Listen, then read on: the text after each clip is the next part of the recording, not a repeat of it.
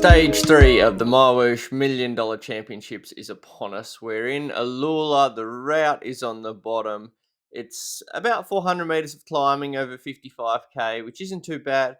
But there is a decent little KOM in the middle there, as well as the Alpha Kia Hills. I'm caffeinated up. I'm now 3 days into some sleep deprivation, and off we go. Now, like the theme of the last few days, the racing was quite contained early. Apart from a few guys going for sprint points, everyone else kind of keeping together. Now, I like the Alpha Kia Hills, so I am going to play them in full and chat about the racing so far. Alpha Kia Hills, 7 steps, over-unders. I think Hayden, Osborne were a little bit up the road at this point, but there's a lot of momentum in the pack.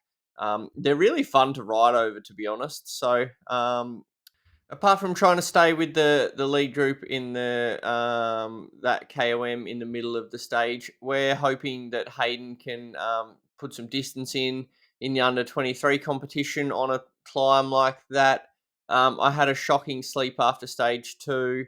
Did get a couple of naps in yesterday, but still we are draining the hours so far. These 200 milligram 200 mil dares have been very nice to me to keep me functioning through the day. I've noticed my cognition in a few tasks has been a bit off compared to usual. We're about halfway through the Alpha Kia Hills now, and everyone pretty much is still together. Uh, but thinking overall, today's stage is probably, especially the way it started, is going to be one where most of the GC contenders stay pretty together. To kind of set yourself up for stage 4 and 5 type operation, because for the most part the gaps are going to be minutes and minutes when we head to Zurich, especially. Zurich is probably the hardest stage that I've seen in my esports career, especially because I think that after 5 minutes of the race, it'll start to be blown apart. And in typical fashion, everyone will probably try and go with the leaders as long as they can, and everyone's legs will be fried with nearly 2 hours of racing to go. So, really looking forward to that one. My legs were actually better today on stage 3 than they were on stage 2. When I jumped on, I felt pretty good. Um, didn't ride in the morning yesterday. Thought I'd just try and give myself a bit of a reset and see what happened. When my legs did get up to kind of the surgy over-under efforts that are constant in these races, they didn't feel great. But when they had to kind of put in a really proper punch for a while, like on these Alpha Kia Hills, they felt fine and quite poppy, which was good signs. Uh, I am, to be honest, looking really forward to some steady climbing. That may not happen in Zurich. It may happen, depends how the groups kind of form. And then in Japan, yeah, my legs are a bit sick of these over-unders, even though for the most part they've been a bit crafty. As we head to the top of the Alpha Kia Hills, Osborne goes and takes his points. There's a bit of a response from the pack. I see some guys hitting 12, 13 watts a kilo, but everyone, for the most part, has a good punch to get things back on track. The first 2/3 of the vessel climb weren't particularly difficult. So it was all going to come down to this last little punch. Now, I think it's like around 90 seconds, and it does get a little bit steep at the top. You've got to lock yourself in for this kind of effort. To make sure you stay with the lead group, because at this stage everyone is pretty much there doing about 450 watts. Every time I see my numbers go black instead of green, you kind of got to kick it back up again because you lose a bit of momentum. But seeing some guys kicking up the front, I'm hitting up to 600 watts momentarily. I think we lose a bit of sight around this corner, which is always a bit dangerous because you're never sure what's happening for that split second.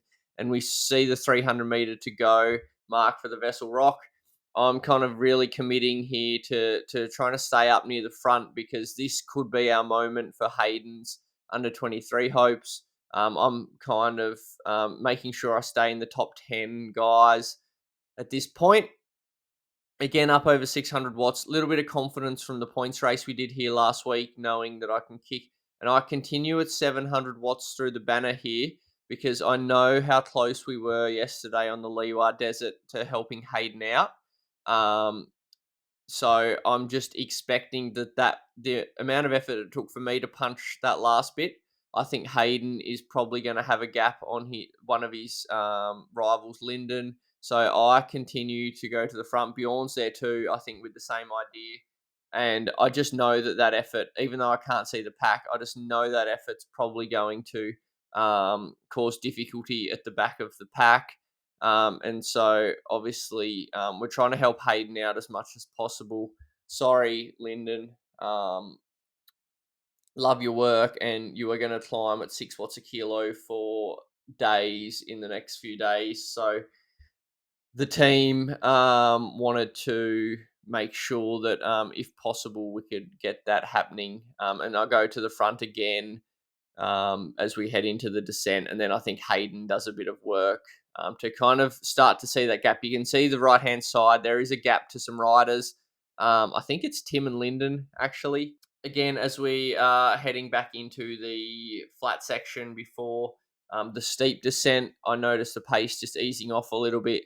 And again, push to the front just to make sure that that this lead group can get away. Once you're in a group of 20, with the attacks that those strong guys are going to do, including Hayden, but the other guys, you just know that the pack speed's going to be so much higher than what a couple of guys working together can do. So on the front here, no one's really responded. So it's almost pointless in a way because that's not doing much for the pack speed. So I kind of shut off the effort.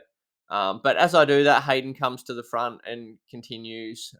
His raw watts are insane, so that's going to be good for the speed as we head into the descent at the 37-kilometer mark. So it's been a solid few kilometers after what was a reasonably easy start to the race. Lots of paths like this where the group just gets strung out.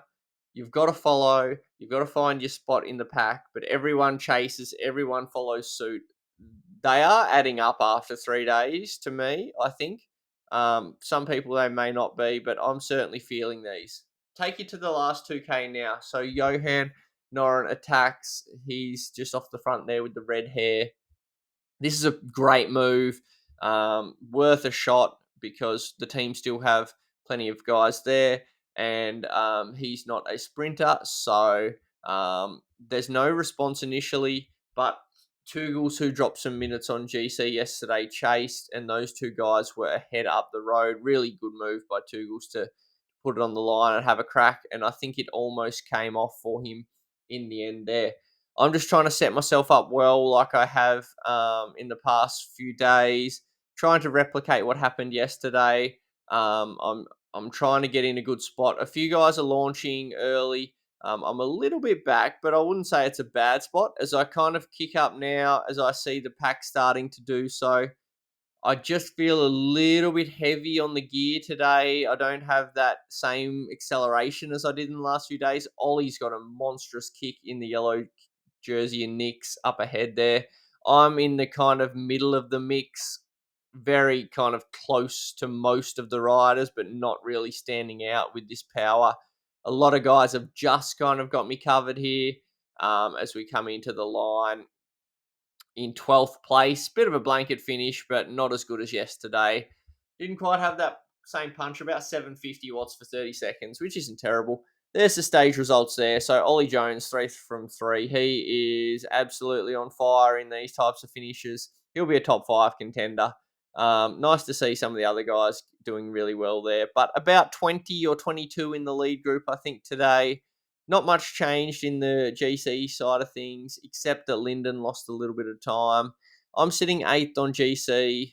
There's still 20, 21 guys, 22, 23, something like that going well. It's all going to come down to what happens in the next 3 stages, though. What happened so far is nothing.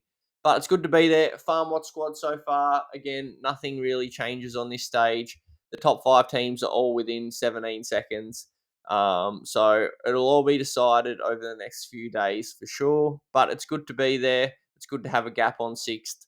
In terms of the KOMs, Jason, he's going to wrap that one up, no doubt. But Panizza's there in case something crazy happens. So good on him. Paradines and Vink having a good battle in the sprint jersey. Vink's going to hope that he can get some sprints in the mountains like these ones. This course is insane. We'll see you there. That is fucked.